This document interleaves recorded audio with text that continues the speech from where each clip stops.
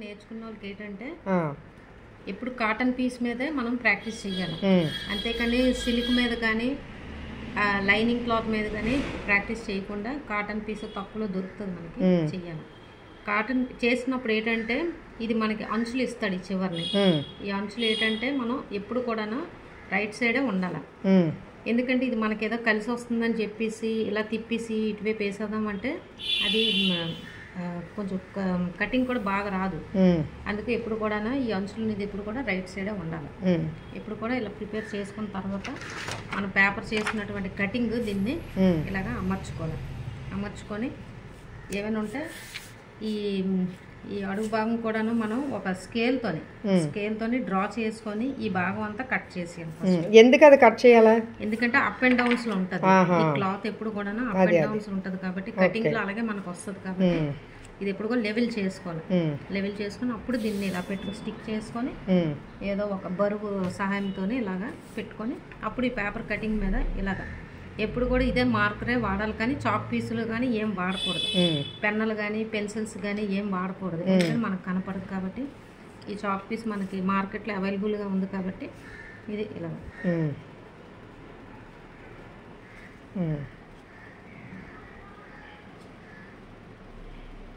అప్పుడు నెక్ ఎంత ఉందో చూసుకోవాలి. నెక్ ఏమి ఇక్కడ దిగుతుంది.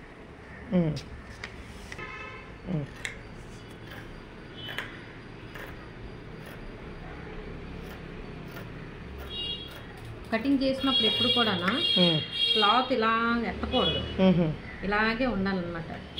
ఏంటంటే మనమే తిరగాల.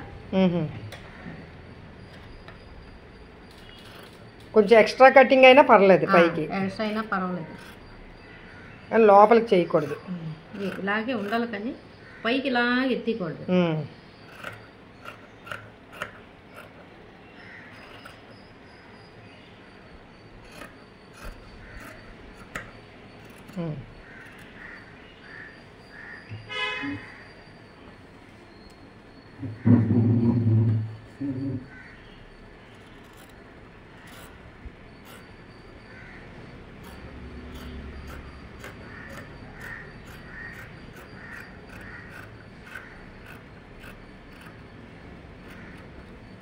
ఇది బ్యాక్ సైడ్, ఇది బ్యాక్ పోర్షన్.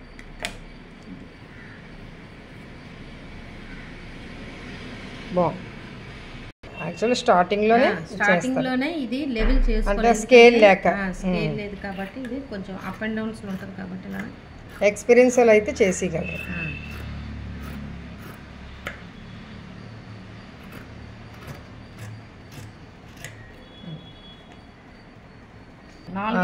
నాలుగు గీతలు ఉండాలి బ్యాక్కి. ఇది ఏంటంటే టక్స్ దగ్గర నుంచి ఫోల్డ్ చేస్తే నీకు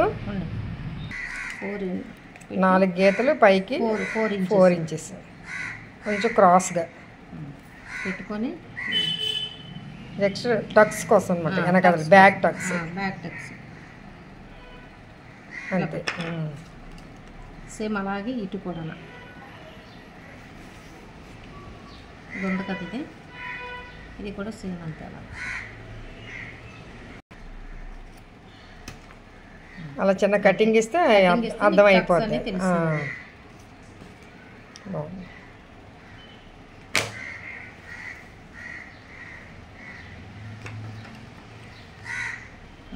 దీనికి తెలిసిపో ఇక్కడ 2 కటింగ్స్ వచ్చాయంటే ఇది కాదు కానీ ఇలా కలాలి, ఇలా కలిసి టక్స్ ఇలా 4 వరకు వేసి ఇలాగ అనాలి. అలాగే ఇది కూడా ఈ టక్స్ కలాలి కలిసి ఇలా కుట్టుకుంటూ 4 ఇంచెస్ ఈజీగా ఉంది. ఇది ఇప్పుడు కూడాను ఫుల్ రెడీ అయిన తర్వాతే ప్రాక్టికల్కి వేసుకోవాలి కానీ కుట్టకుండా మాత్రం వేయకూడదు. ఎందుకంటే నెక్ కొంచెం బ్రాడ్ అయిపోద్ది.